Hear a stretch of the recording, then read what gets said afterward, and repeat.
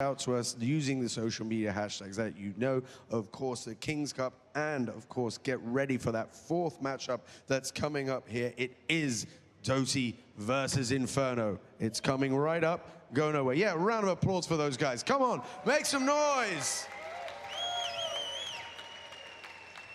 300 players answered the call. Here's one with a solid battle deck and some new bragging rights.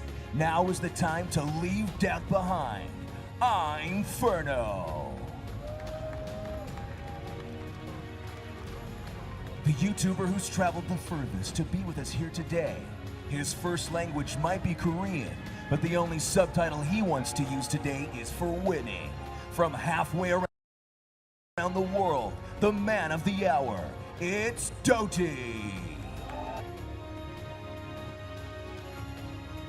All right, guys, we have DDotty versus Imferno. We don't know too much about Imferno. I haven't seen him. Have you guys seen him on the floor at all? I personally have not seen him on the floor, but I've heard that his combinations that he's been running with have been really working out for him. Well, do you guys know a lot about DDotty?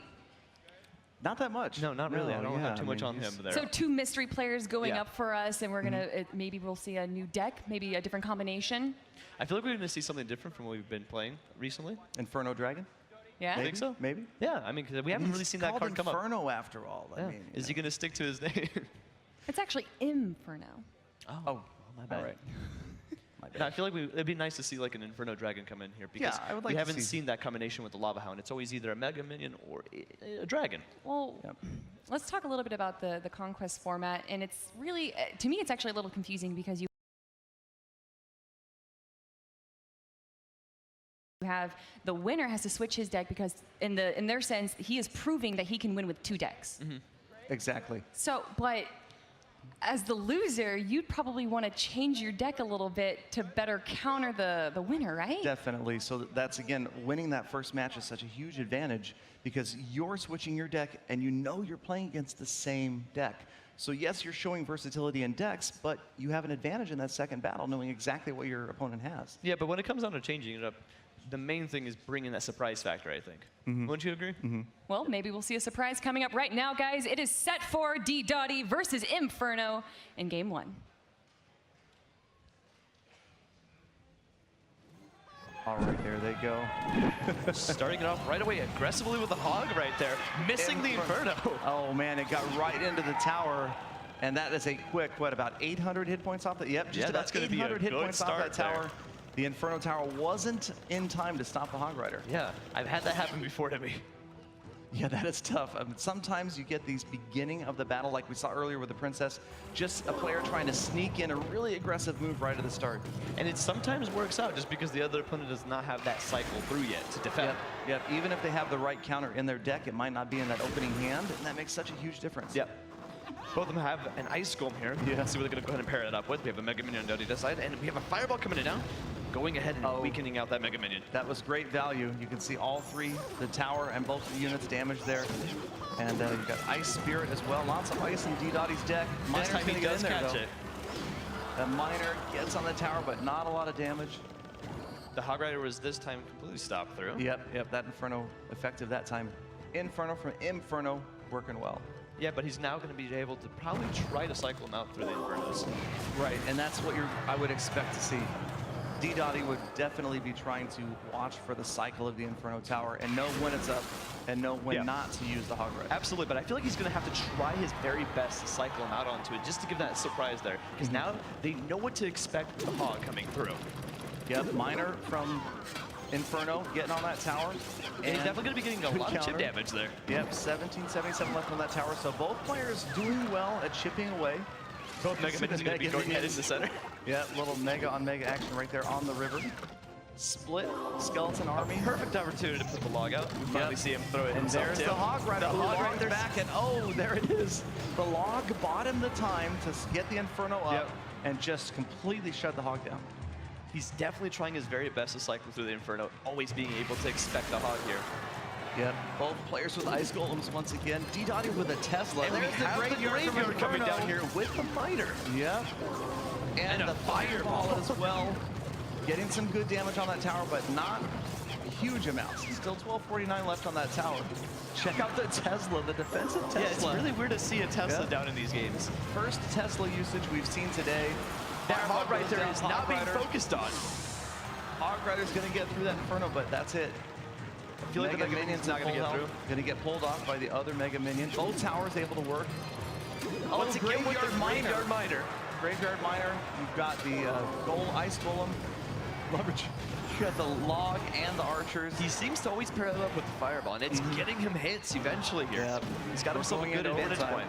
Comes that Hog Rider. No, look how far over the Inferno Tower is placed to pull that Hog way over out of the way. Both towers, look how close we are right now. Yeah, they are cycling through as fast as they possibly can. Both opponents have both their towers down to an equivalent. And the Miner, I'm assuming Graveyard are going to be coming here any second as well. Miner. And no, it just Fireball. Oh, goodness. So he's careful. That is a big commitment of Elixir to drop that Graveyard right there. I don't believe the Hogs be able to get through. Double Infernos down at once, stopping the Hog Rider again. Talk about crazy right there. And the Mega Minion not going to have a chance. That was a huge Inferno right there. He definitely needed a hit right here. Yep. All right. We have the Miner coming in. The tower's not standing much right now. No, the Fireball is about 80-99. The Log coming in. The Log is it. That's going to take it out. Wow, the Log does it. Inferno grabs the win in overtime. Ooh, close game, man. Even DDotty had a reaction there, just like, oh no, I can't believe it. But I want to talk a little bit about that immediate hog that we saw. And you guys talked a little bit about it, but I want to go more in depth.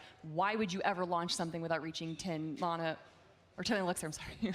Well, the thing is, and like me and Galadon talked about, sometimes players will go ahead and push through their aggressive combos just so they can see if they can get a good, committed push. Because sometimes they just don't have the cycle through for it. Like an Inferno, he didn't have it timely cycled. Exactly, and sometimes a lot of it depends upon the starting hand. You may have a deck that is an ideal counter for a Hog Rider, but if you don't have that card in your starting hand, maybe your mind state is somewhere else, you're getting ready for a push of your own, and it comes down to just a split-second delay in deployment. Hog Rider got in there, and that was a big start.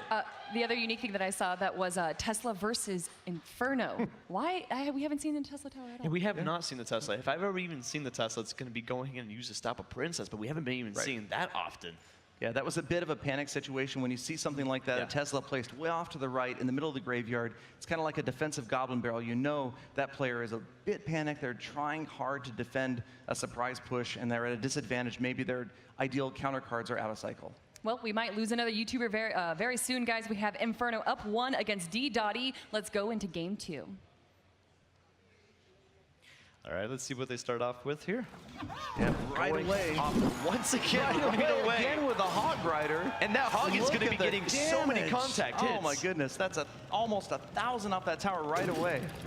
So just counter with the Mega Minion though, and now the Miner trying to get in there.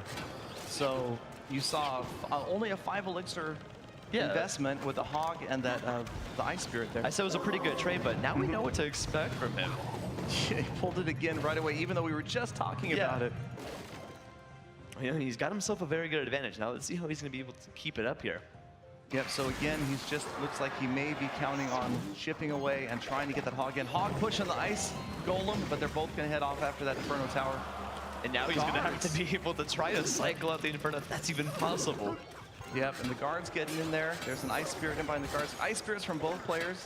The Miner getting some damage on the tower before it finally goes down. Yeah, like we saw last time, that Miner really came into chipping it away completely down.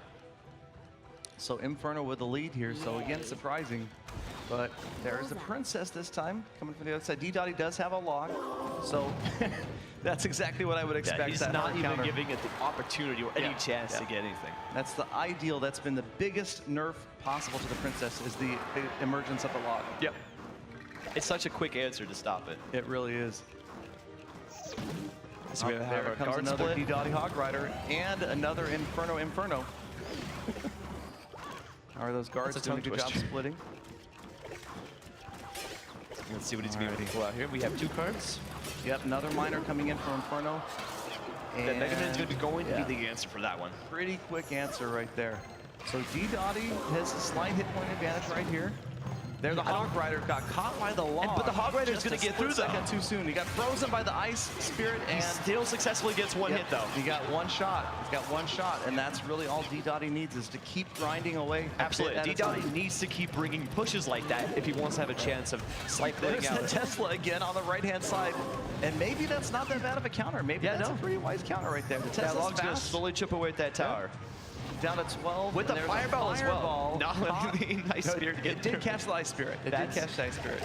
At least he got that, but that Tesla's going there to take out the Mega Man. the Tesla action right there.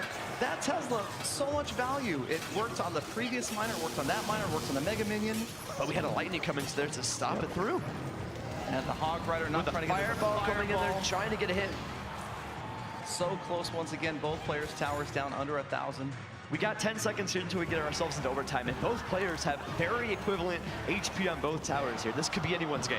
This is so close. The Mega Minion, and there it is. Mega Minion. Oh, that log is going to be complications. That Tesla comes in such a Tesla success again. rate right there, stopping the miner from getting any hits on the tower whatsoever. telling And ya. once again, that log come in. Yep, the log quickly, easily counters the Princess, so she's not going to be a factor trying to shoot across the lanes.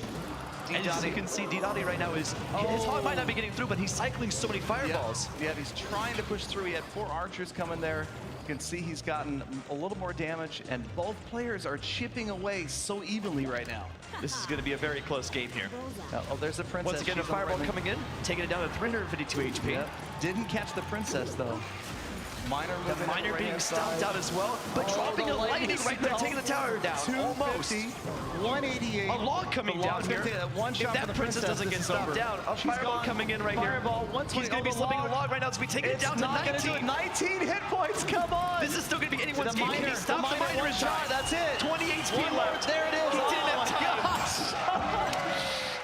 19 hit points left. So close. That does not get much closer. Talk about a close game man. right there. You know DDotty was trying his absolute best to cycle out a fireball to push that win through. Yeah. Guys, I know we want to get straight into the next game. Any final thoughts about DDotty and Inferno? Honestly, I don't even know what he could have done differently besides cycling it faster. Right, yeah, there's just that complete panic of you trying to select your cheapest elixir cards, trying to cycle back to that direct damage and get that tower down. Couldn't quite get there. Yeah, I don't think he had an opportunity to do so. Yeah. All right, guys, let's head back to Sean at the host desk.